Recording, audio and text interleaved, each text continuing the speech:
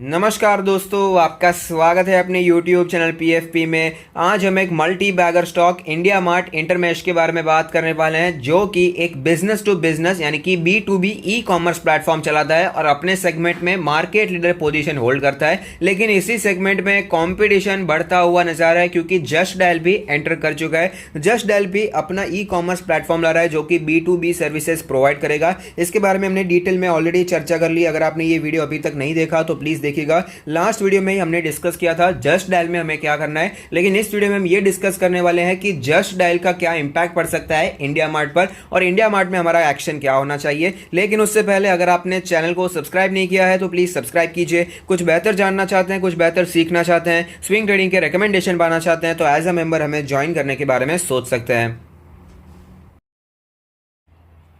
तो आप देख सकते हैं हम इंडिया मार्ट की वेबसाइट पर आ चुके हैं, जहां पर हमें पता चलता है कि कंपनी अपने सेगमेंट में मार्केट लीडर है। 60% से भी ज़्यादा का मार्केट शेयर है ऑनलाइन B2B क्लासिफाइड स्पेस में। सबसे पहले B2B के कॉन्सेप्ट को एक बार समझ लेते हैं। सपोज अमेजॉन फ्लिपकार्ट से हम खरीदारी करते हैं तो छोटी खरीदारी करते हैं, 1 2 3 यूनिट में करते हैं, तो वो B2C है, बिजनेस टू कंज्यूमर। लेकिन इंडिया मार्ट कोई फ्लिपकार्ट या अमेजॉन नहीं है, ये एक बिजनेस टू बिजनेस है। बिजनेस पर्पज इसके लिए बनाया गया पोर्टल है। सपोज मैं एक बिजनेस रन कर रहा हूँ, मुझे अपने प्रोडक्ट्स होलसेल में बेचने हैं, तो मैं बायर ढूंढूंगा कैसे? इंडिया मार्ट की मदद से मैं अपने बायर ढूंढ सकता हूं, और ऐसे ही आप सेलर भी ढूंढ सकते हैं। तो बिजनेस को ईज करने के लिए, बिजनेस आसानी से करने के लिए इंडिया मार्ट जैसी कंपनीज, इंडिया मार्ट जैसा वेब पोर्टल हमें काम आता है। और इनका जो मेन फोकस है हर छोटे बड़े बिजनेस पर है। Small and medium enterprises, large enterprises और इंडिविजुअल्स को भी अपनी सर्विसेज प्रोवाइड करते हैं। और नई नवेली कंपनी नहीं है, पुरानी कंपनी, एक्सपीरियंस कंपनी है। 1999 में फाउंड हुई थी, तो ऐसा नहीं है कि बिल्कुल ही इन एक्सपीरियंस कंपनी आ चुकी है। अच्छा वेल एक्सपीरियंस मैनेजमेंट हमें दिखाई देता है।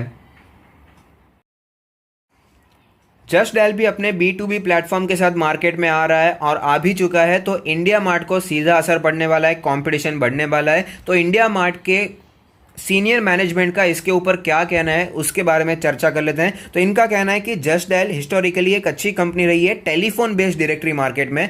जैसे कि हम सभी को पता है B2B मार्केट जो इनका JD मार्ट है वो तो नया नया शुरू किया है, लेकिन पहले का बिजनेस तो वही था। हम जस्ट डायल को फोन करते थे, भाई साहब हमें रेस्टोरेंट में जाना है, आसपास में कौन सा अच्छा रेस्टोरेंट है, रिव्यू के हिसाब से वो हमें बता देते कि भाई साहब यहाँ पर जाइए, वहाँ पर जाइए। तो ये इनका मेन काम का सा लोकल सर्च इंजन था। लेकिन इनका कहना है कि B2B मार्केट में इतना ईजी नहीं है, स्ट्रॉन्ग नेटवर्क होना बहुत ही जरूरी है। 1-2 क्वार्टर का गेम नहीं है, 4-6 महीने का गेम नहीं है, इसमें सालों के साल लग जाते हैं। इट टेक्स डेकेड्स, यानी कि दशकों के दशक लग जाते हैं एक स्ट्रॉन्ग B2B प्लेटफॉर्म खड़ा करने के लिए। तो इंडिया मार्ट इंटरमेश के जो प्रमोटर्स हैं, जो मैनेजमेंट है, काफी हमें यहाँ पर स्ट्रॉन्ग दिखाई दे रहे हैं, काफी कॉन्फिडेंट दिखाई दे रहे हैं अपने बिजनेस मॉडल पर। उन्होंने ये भी कहा है कि भले ही कॉम्पिटिशन बढ़ गया है, नया कॉम्पिटिशन आ गया है, लेकिन इंडिया मार्ट इंटरमेश एडवर्टाइजिंग का स्पेंडिंग बढ़ाने नहीं वाले। कस्टमर्स को इंक्रीज करने के लिए, प्लेटफॉर्म पर ट्रैफिक बढ़ाने के लिए अभी ज्यादा वो एडवर्टाइजमेंट पे खर्चा नहीं करने वाले हैं। तो इससे हमें ये पता चलता है कि इनका मैनेजमेंट जो है काफी कॉन्फिडेंट दिखाई दे रहा है और पैनिक नहीं कर रहा है कि मार्केट में कोई नया प्लेयर आ गया है। उसके बजाय अपने कंपनी में काफी कॉन्फिडेंस यहां पर दिखा रहे हैं। स्टॉक के बारे में बात कर लेते हैं। इंडिया मार्ट एक मिड कैप कंपनी है, 25,000 करोड़ की मार्केट कैप है, 8,400 का लास्ट ट्रेडेड प्राइस है। रिटर्न्स के प्रोफाइल के बारे में बात करें तो 1 मंथ में 11% के करेक्शन पे अवेलेबल है। 1 ईयर के बारे में बात करें तो मल्टी बैगर 234% के शानदार रिटर्न स्टॉक ने बना कर दिए हैं। 5 ईयर्स के बारे में बात करें, लॉन्ग टर्म में मल्टी बैगर स्टॉक रहा है, 545% के धमाकेदार रिटर्न से स्टॉक ने बना कर दिए हैं और 5 साल हुए भी नहीं है। जुलाई 2019 में ही इसकी लिस्टिंग हमें देखने को मिली थी। की मैट्रिक्स के बारे में बात करें तो पीई रेशियो 163.8 है, जबकि सेक्टर का पी रेशियो 183 है। तो यहां पर ऑफकोर्स हमें वैल्यूएशन 100 का भी ऊपर का पी रेशियो है, तो ऑफकोर्स महंगा दिखाई दे रहा है। प्राइस टू बुक रेशियो 88.19 है, जबकि सेक्टर का प्राइस टू बुक 24.21 है। डिविडेंड यील्ड के बारे में बात करें तो 0.11% का डिविडेंड, जबकि सेक्टर का डिविडेंड यहां पर कुछ ज्यादा दिखाई दे रहा है, जो कि मेरे हिसाब से गलत है। तो यहां पर वैल्यूएशन के बारे में बात करें तो वैल्यूएशन ऑफकोर्स महंगा है। ऑनलाइन काम करने वाले हर एक कंपनी के आपको वैल्यूएशन 100 के ऊपर का ही पी रेशियो जनरली आपको दिखाई देता है। कंपनी के फाइनेंशियल ट्रेंड के बारे में बात करें तो आप देख पाएंगे फाइनेंशियल ट्रेंड लगातार ऊपर जाता हुआ नजर आता है। रेवेन्यू 2017 में 330 करोड़ के आसपास थी, जो कि बढ़कर 2020 में 700 करोड़ से भी ज्यादा हो चुके हैं। और 2017 में लॉस देखने को मिला था 64 करोड़ का, जो कि ऊपर जाकर प्रॉफिट हो चुका है। 2020 में 147 करोड़ का प्रॉफिट हमें देखने को मिला। फाइनेंशियल स्टेटमेंट्स के बारे में बात करें तो इंडस्ट्री की रेवेन्यू ग्रोथ 15% है, जबकि इंडिया मार्ट की डबल है, 30% है। मार्केट शेयर पिछले 5 सालों में बढ़ गया है, 6% से बढ़कर 11% हो गया है। अलग अलग फाइनेंशियल ईयर को एक बार कंपेयर कर ले तो हमें पता चलता है कि ओवरऑल इसकी जो जर्नी रही है स्मूथ देखने को मिली। हालांकि फाइनेंशियल ईयर 15-16 में अच्छा देखने को नहीं मिला था, यहाँ पर हमें सिचुएशन थोड़ी सी ज़्यादा ही खराब होती हुई नजर आई थी। कंपनी के शेयर होल्डिंग पैटर्न के बारे में बात करें तो टोटल प्रमोटर होल्डिंग है 49.85%, जिसमें से कुछ भी प्लेज नहीं है, तो ये एक अच्छी बात है। FIS का इन्वेस्टमेंट है 27% से भी ज़्यादा, टोटल DIS ऑलमोस्ट 10% का इन्वेस्टमेंट है। अदर्स के बारे में बात करें तो रिटेल निवेशक भी यहाँ पर 12.5% का स्टेक उठाकर बैठे हैं। फंडामेंटल एनालिसिस में आगे बढ़ते हुए कुछ रेशियोज, कुछ परसेंटेज को जानना बहुत ही ज़रूरी है। ऑपरेटिंग मार्जिन का परसेंटेज 30 से भी ऊपर है, शानदार। नेट प्रॉफिट मार्जिन 20% से भी ऊपर दिखाई दे रहा है। रिटर्न रेशियोज भी बहुत ही अच्छे हैं, ROE 50 प्लस है, ROC 30 प्लस है, रिटर्न ऑन एसेट्स हमें 13 दिखाई दे रहे हैं, ओवरऑल अच्छे दिखाई दे रहे हैं। लिक्विडिटी के बारे में बात करें तो लिक्विडिटी की भी कोई प्रॉब्लम नहीं है, करंट रेशियो 1.88 है। डेट टू इक्विटी रेशियो के बारे में बात करें तो वो भी 0 है, कंपनी पर कोई कर्जा नहीं है। Interest coverage ratio 65.9%। Asset turnover ratio के बारे में बात करें तो 56.89% का एसेट टर्नओवर रेशियो है। इन्वेंटरी टर्नओवर रेशियो 0 है, क्योंकि कंपनी कुछ मैन्युफैक्चर नहीं करती है, एक सर्विस प्रोवाइड करती है, तो ऑफकोर्स इनकी इन्वेंट्री भी नहीं रहने वाली है।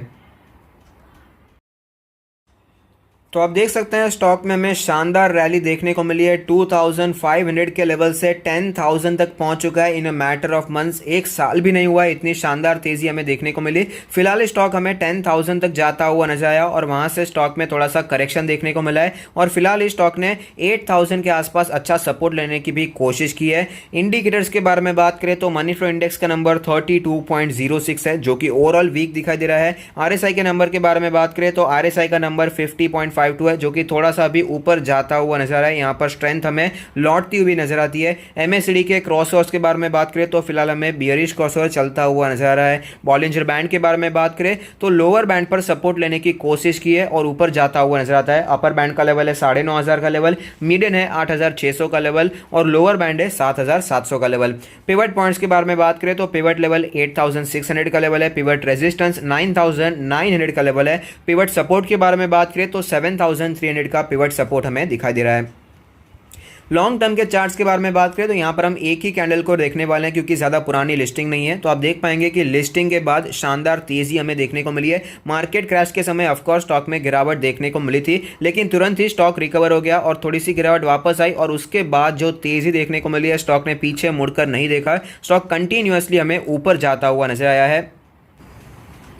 तो ऐसी सिचुएशन में हमें क्या करना चाहिए उसके बारे में एक बार चर्चा कर लेते हैं। जस्ट डायल भी एंटर हो रहा है, तो क्या डरना चाहिए, क्या इंडिया मार्ट से एग्जिट लेना चाहिए? तो आपको पता होगा फिलहाल हमने यहाँ पर खरीदारी की रखी है, 2200 में हमने यहाँ पर खरीदारी की थी। तो अगर आपने यहाँ पर खरीद कर रखा है तो जस्ट डायल एंटर हो रहा है B2B बिजनेस में, ये सुनकर आपको डरने की जरूरत नहीं है, पैनिक में आकर बेचने की जरूरत मुझे पर्सनली दिखाई नहीं दे रही है। ओवरऑल इंडिया मार्ट का बहुत ही अच्छा होल्ड दिखा देता है अपने सेगमेंट में, तो डर कर आप यहाँ पर प्रॉफिट बुकिंग कर रहे हैं तो मेरा सबसे गलत रहेगा। आपको लॉन्ग टर्म के लिए स्टॉक में कंटिन्यू होल्डिंग करना चाहिए। ऑलरेडी 4 टाइम्स मल्टीबैगर स्टॉक हो चुका है, लेकिन अभी भी पोटेंशियल है, क्योंकि ये जो सेक्टर है बहुत ही छोटा है, अभी तक तो ये शुरुआती स्टेज में है। अभी जस्ट डायल क्या और भी 2-4 कंपनी आ जाएगी तो भी कोई प्रॉब्लम नहीं है। उसका रीजन ही है क्योंकि ये शुरुआती सेक्टर में, शुरुआती स्टेज में ये सेक्टर दिखाई दे रहा है। अभी भी आगे इंडिया में बहुत ही ज्यादा ग्रोथ है, बहुत ही ज्यादा प्रॉस्पेक्ट्स बचे हुए हैं, फ्यूचर बहुत ही ब्राइट है इस सेक्टर का। तो ज्यादा डरने की बजाय यहाँ पर आपको एक्यूमुलेशन के बारे में सोचना चाहिए।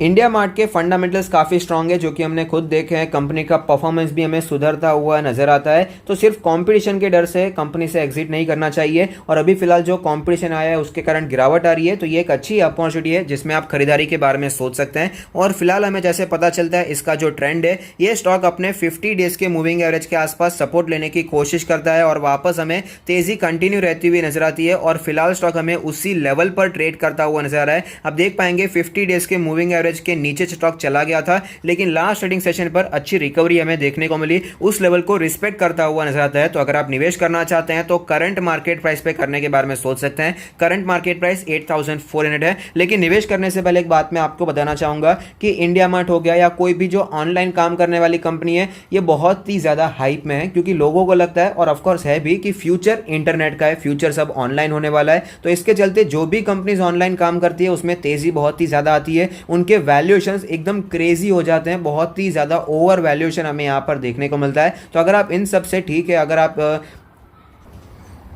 कंफर्टेबल है, ओवर वैल्यूएशन है, तो ही आपको यहाँ पर निवेश करना चाहिए। ये सब हाई ग्रोथ वाले स्टॉक हैं और हाई ग्रोथ वाले स्टॉक में जैसी तेजी आती है वैसी गिरावट भी देखने को मिल जाती है। इंडिया मार्ट में तेजी कैसी आई है, 2000 से सीधा 10,000 पहुंच गया था, तो ऐसी गिरावट भी आ सकती है, उसमें कोई भी डाउट नहीं है। हाई ग्रोथ वाले स्टॉक में होता क्या है कि पहले तो इन्वेस्टर्स उसे हाइप में चढ़ा देते हैं कि बहुत अच्छा करेगा, ऑनलाइन कामकाज है, लेकिन अगर 2-3 सालों तक एक्सपेक्टेशन के हिसाब से काम नहीं होता, प्रॉफिट नहीं आते, तो स्टॉक में गिरावट भी बहुत ज्यादा होती है। ऐसे कई एग्जाम्पल आपको मार्केट में मिल जाएंगे। तो इन सभी चीजों का ध्यान में रखने के बाद ही आपको इंडिया मार्ट में निवेश करने के बारे में सोचना चाहिए। सिर्फ इंडिया मार्ट ही क्यों, जो भी कंपनी हाई ग्रोथ वाला स्टॉक है, जो भी ऑनलाइन कामकाज करने वाला स्टॉक है, इन सभी को ये बात एप्लीकेबल होती है और इंडिया मार्ट भी ऑफकोर्स उन्हीं में से एक है। लेकिन कंपनी अच्छी है, आप नजर बनाकर रख सकते हैं। निवेश करना चाहें तो करंट मार्केट प्राइस मुझे अच्छा दिखा दे रहा है, अपने ट्रेंड के हिसाब से ये सपोर्ट लेता हुआ नजर आता है। तो अगर आपको ये वीडियो पसंद आता है तो लाइक कीजिए, शेयर कीजिए, कमेंट कीजिए, सब्सक्राइब कीजिए और मुझे मोटिवेट कीजिए। Thank you, stay happy, happy investing.